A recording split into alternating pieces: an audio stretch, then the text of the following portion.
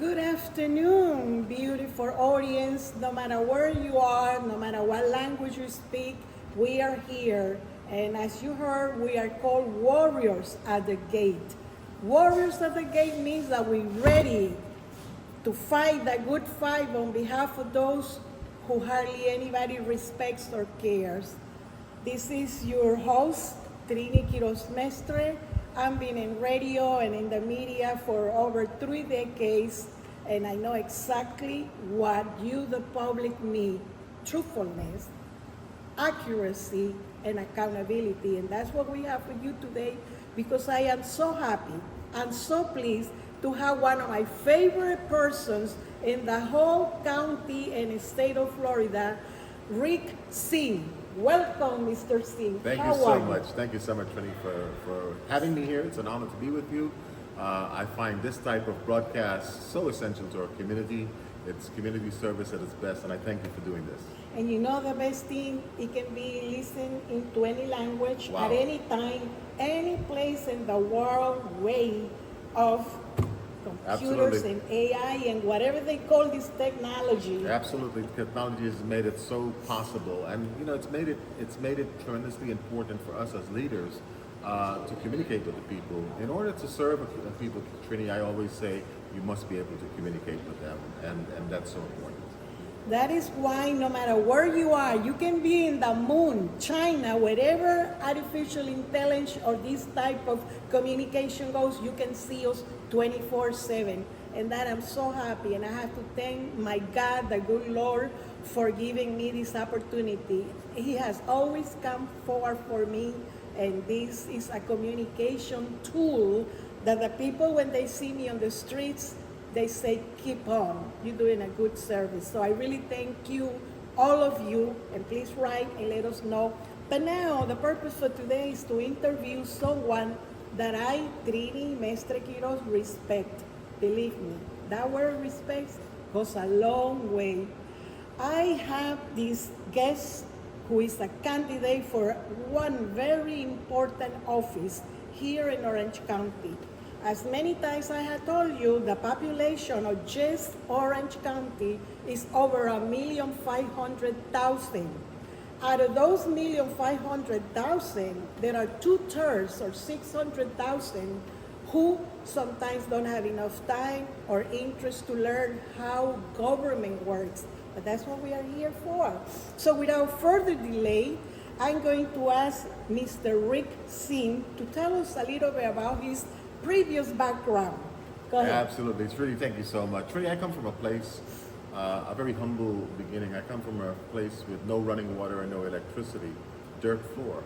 I left school at the age of 8 to care for my father, who had a stroke and ultimately passed away, sadly passed away at the age of 10. My mother moved us to New York City and worked 3 jobs as a maid. I've gotten educated by perhaps one of the finest and the finest universities in this country, but my lesson in life, and my primary lesson in life, comes from this amazing lady who gave me a front row seat and a master class at the same time into watching a woman really survive, watching her balance these roles, as many women do, as you may identify with, you know, the role of a mother, with the role of a father, with the role of a domestic goddess, with the role of making sure children are, you know, go to school properly dressed. You know, Trini, we didn't have a lot of clothes when I was growing up, but my clothes was always clean and it was always pressed. And teachers were always complimenting me on my appearance from a very humble beginning. So I come from this beginning, and that's, but you know, I tell you that to tell you that in observance of my mother, although she had such a tight schedule working 3 jobs, she always made time to give back to the community. And that's a lesson that really is embedded in me. And this is why the first opportunity I had to serve was the U.S. Army, and I joined the U.S. Army and became a soldier. I worked on a very intricate weapon system for the Apache and Cobra helicopters. And of course, that taught me leadership, it taught me precision, it taught me accuracy, but what it taught me also was to get it done right the first time without error, because there's no room for error. And that parlayed into, after leaving the military, I became a business owner in the automotive industry, built businesses, great jobs, and then worked for the property appraiser's office as in an entry-level position, making minimum wage. I remember the days back then. I had 2 little babies that I brought to Orlando and a beautiful wife, and we raised our family here. Came here in 1986, bought my first home, Park Manor Drive, right down the block here. And of course, the rest is history. I worked for the Property Appraiser's office, went to school at night, went to school in the evenings, and got state certified as a qualified appraiser. Then went into the private practice, started an appraisal firm. That became, swollen into a real estate office, became a Century 21 owner. And of course, we had a mortgage business, a title business. And in 2010, after all these businesses were tremendously successful, I heard a speech by a guy that you may recognize the name, Barack Obama, and I got inspired to run for office. And the first office I ran for was the office of Property Appraiser, running against a 30-year incumbent, a man that was extremely powerful here in Central Florida, but with the blessing of the good Lord, support of family and friends, and of course running a grassroots campaign. The people elected me, and was truly honored to be elected to serve as the first qualified state certified appraiser in that position, the first minority in that position, the first person of Indian origin in the country to serve in a constitutional position. So that's a little bit about me. Well, that is very interesting. At this point, I'd like to ask anyone under 50, 50, do you identify with the history that this gentleman just provided? Have you made any advances? Have you taken opportunities? Have you taken the graciousness? For me, even though a lot of people don't believe or don't agree, God is the master of the universe and is the fellow, the deity that guides my life. I'm always grateful to the Lord, and anybody that succeeds and takes advantage of whatever this great nation that we have come to call our land. I've been here since I was 15. September 1st, as many of you know, I'll be 78. Wow. 78 years old. I got involved to help my community when I was 15. A lot of 15-year-old girls are thinking of stealing dolls and stuff. I was thinking how to learn to be useful to my community that I saw suffering first in New York and later in New Jersey. So I identified, because at age 25, I was running for office already. Wow. And won, because I wanted to make a difference. I became one of the first female Latinas in the nation to occupy certain positions. And you will say how? Well, I was part of the National Democratic Committee board that goes every state bringing the parts of what is good and what should be improved of belonging to a party that is the second party. There's only 2 parties of importance in our nation. I went to graduate school, graduated from an Ivy League university. God has given me so much, but guess what? I have always given it back to the community. Never to corporations, never to men. So we have an identification that our youth and our young life, you had a beautiful family. I know your family. Yes, your daughter is a very good attorney. Yes, thank you. So I had 2 daughters myself, and my daughter she's a mover. She is something else up in New York and New Jersey and all of those areas, Puerto Rico too. So the Lord has been good to us. Absolutely, absolutely. Now, I want you to tell us what you did for the taxpayers, especially the homeowners, while you were tax appraiser, and what did you give back to the taxpayers that nobody else has done? So Trini, a couple of things. First thing is we changed the culture of this office to ensure that our employees were trained properly. And they were trained to really substantiate the fact that the customer, and I don't call people coming to government office taxpayers, I call them customers. The customer is the most important visitor to our premises. He's not here because of us, we're here because of him. He's not an interruption in our work, he's the reason for our work.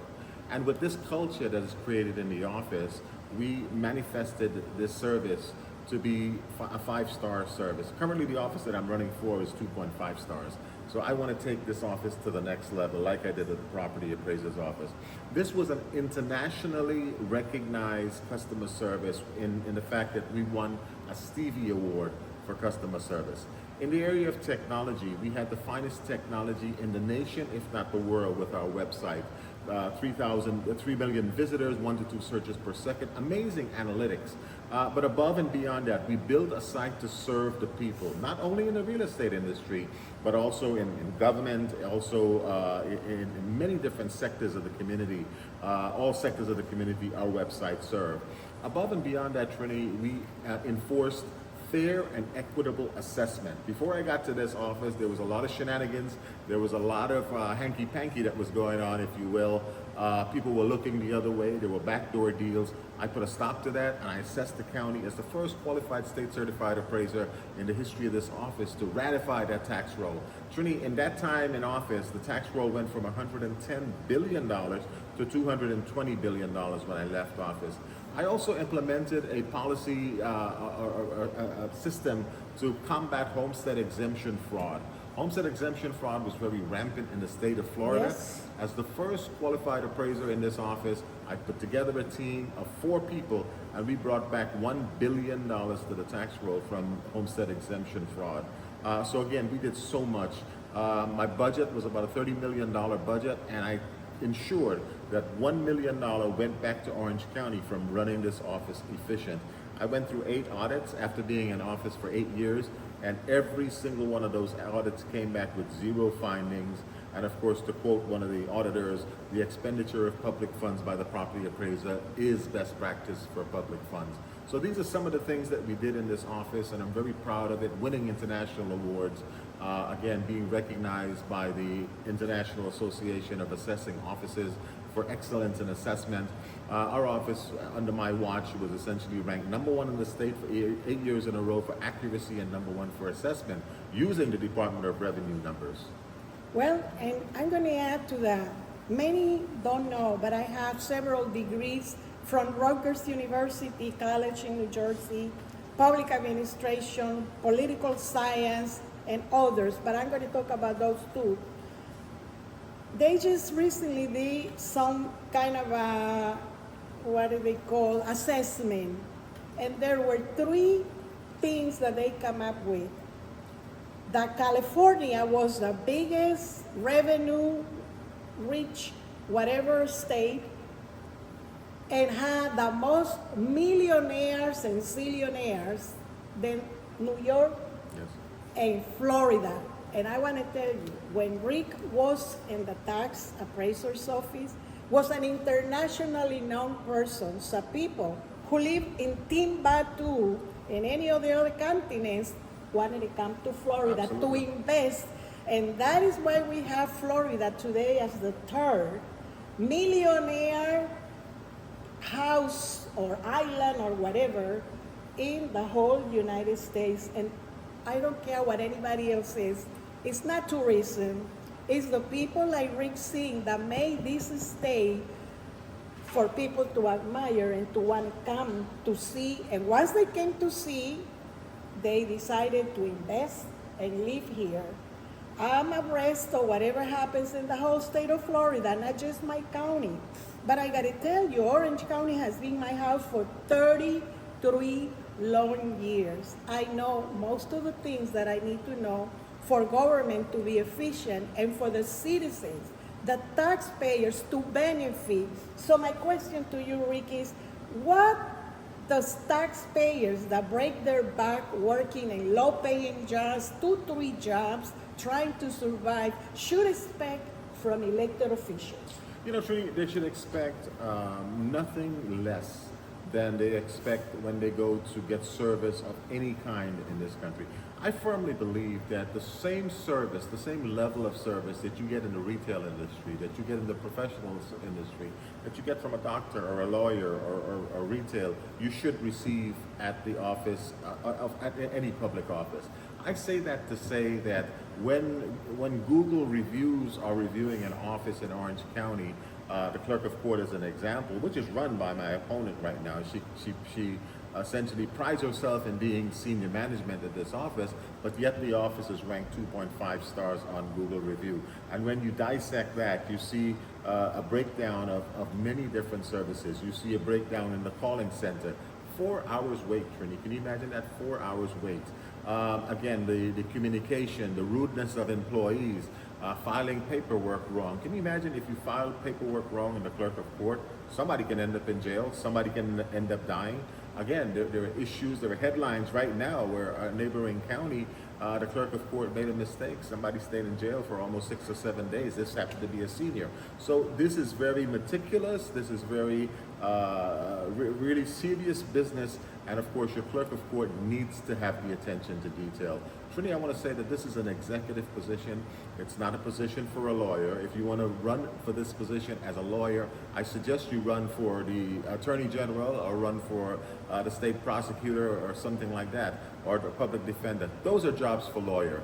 This is a CEO, a chief executive officer that can handle it. It requires leadership, the ability to influence men and women in such a manner as to accomplish an organizational mission. It requires management, and it requires very intricate training to do this. I bring a great deal of experience to this position. And great, and that's the last step, and we're going to concentrate in that. For all of you who are maybe listening for the first time or viewing for the first time, in the 33 years that I live in Orange County, I have dedicated my life, even working as a professional, there was no time where I could not help someone. And that core building has been, just like Orange County Board of County Commissioners, the two places that I have visited the most. I have to go for so many cases, and nothing really upsets me more. I go to the court in New York, fine. I go to the courts in New Jersey, fine. When I go to the court in Orange County, I see an army of policemen or security people. I don't even know if I'm going to a jail or to the building where law and order should be always dispensed to anyone regardless of social status or money making. And to me, that's offensive, Rick. Absolutely, I agree with that. You know, you mentioned jail. This office, again, I go back to Google review, this office is ranked 2.5 star. The jail in Orange County is ranked 3.4 stars. That's inmates saying that they're more happy with the service that they're getting in jail than your taxpayers are getting at this office. So it's not about ranking and it's not about stars, but it's about quality service to taxpayers who are paying your salary, who are paying for the services. This is no, again, we plan to advocate technology to benefit the taxpayers. There's no reason people have to come to this office unnecessarily. We can implement technology. I take the liberty of saying that I'm one of the few elected officials in the nation that took the time and went to MIT and studied artificial intelligence. I did that because I saw artificial intelligence coming, and of course I wanted to be on the forefront of it, and of course implement this artificial intelligence to benefit the taxpayer. So that's one of the things we will do. It's easier to order a pizza these days than it is to get a form from the clerk of court. We're going to put a change to that. We're going to make it where it's user-friendly, have the website available, it's going to be secure, and of course we're excited to present these things to the public. And there is a rule in government that comes from the federal. In any jurisdiction where there is 5% or more of persons of one given nationality and they are not fluent in English, service must be provided in that language. Absolutely. Doesn't matter whether it's French, Hispanic, Creole. That's not such a thing going in this court. It's a mess. I'm telling you, instead of going in there to seek justice or thinking that you're going to be treated with dignity, it's the opposite. I do not want to go to a place where I see 10 cops minding my purse and all of that. That's why we have equipment, right? Absolutely. To see who's coming with a weapon, a knife, or something. So I don't understand that. And then when you call, sometimes I have called for one thing, and I have to end up dialing 9 numbers. None of them answer. Yes. So I have to go. I am not easygoing, I am a person who believes in service when service is paid for by our taxes. Absolutely. So I have to go to that building all the time to see why I'm not getting the information. And believe me, I know anybody that needs to be known in that building. But I'm not going to call them to complain because that's why we have from the entrance to the top service so that they can guide us where to go. Now, Rick, I know you are one of the best administrators I have ever known. And when you were the tax appraiser, this county was running good. you were giving money back to be used for other things to the taxpayers. Just give us one or two of the things that you know that must be improved in this system of clerical course that we have. Absolutely. So Trini, without actually being in the office and doing the proper assessments, just looking at it peripherally, looking at it as an outsider, but more in depth, analyzing the Google reviews that we talked about. The first thing is communication. The call center just does not work, right? So that is the first thing we will fix. The second thing is, of course, policies and procedures to benefit taxpayers. There's no reason this day and age that you should have to wait for a jury summons to come in the mail. We can do this electronically. That would cut down the lines, that would cut down everything in terms of that. So we can do this electronically. If there's a senior person or a person that's not data friendly, well then there was always the paper option. So again, jury summons we want to do electronically. The website needs to be rebuilt. You know, as I jokingly said that we can order a pizza easily, more easy than getting a document from this office. You know, Roberta Walton, who I'm running against, is in charge of public information. Our campaign sent the public information request to this office 3 weeks ago. We're still waiting for it. This is a document that's readily available. If it needs to be redacted, it needs to be redacted, and it needs to come to you in a rapid fashion. I sent the same request to another agency, got a call that night, got an email that night indicating we have your information, we have your request, someone will call you tomorrow morning. Tomorrow morning at 8 o'clock, someone called me and said, I'm working on your request, I'll have it to you before lunch. That's how it's done. We sent the same request to the office of the clerk of court, and it's almost 3 to 4 weeks. We're still waiting for that request. So again, there are aspects of government that function and work tremendously. We need to be that in the clerk of court. So again, customer service, technology, policy and procedure, and of course finance, looking out for the taxpayers' dollars. Trini, I'm very proud to tell you that I was trained with the bright and best in the world when it comes to policy and procedure. I went to Harvard just to study policy and procedure. I also went to Wharton Business School to study finance, and this is why I'm able to develop interlocal programs. What those are basically look at other government institutions, find out what they are buying, find out what their big dollar items they're spending on, and see if you're doing that. And then do interlocal agreements where you're buying together. There is power in bulk, and you can buy together. There's always overlap in government, so you can remove the overlaps, ultimately saving the taxpayers' dollars. When I was giving back $1 million to Orange County government every year, my peers and other offices were looking at me mesmerized. How do you do that? We're always looking for more money. And I was able to do that by developing interlocal agreements, by of course making positive purchases. And of course, when we purchased anything at the property appraiser's office, we had 3 bids. 3 bids. We didn't just haphazardly select a friend or haphazardly exhaust the procurement process. We did it with policy, procedure, and fairness. And that's very, very important that you do that when you're purchasing for your office. It's also equally important you do that when you're hiring. Again, Roberta Walton, who I'm running against, got her job in a job freeze. A position that was created for her by her ex-employer at the county. She was an aide at the county, Tiffany Moore Russell, and got hired in a job freeze environment where she was the only one that applied for the position because it was not offered to anybody else. This type of nepotism has to stop in government, and this is something we plan to do here at the Clerk of the Court office. Great, which brings me to the last topic. I very useful say many times that among my degrees, the one that I treasure the most is a degree in theology. I know the scripture from cover to cover, and some of the things that stick with me in my heart is Ezekiel, chapter 22, from 1 to 30, but I center on 26 to 30. And that's why this program is called or named Warriors at the Gate. Because in that book and in those passages it says that because people abuse people, the widow, the orphan, the immigrant, the stranger, God is looking for warriors, for champions. And the sad part is that it says, because I cannot find anyone, I will have no other alternative but to destroy them. I'm so happy that God in this century this month, this year, is finding warriors every day, and I'm sitting one to a warrior.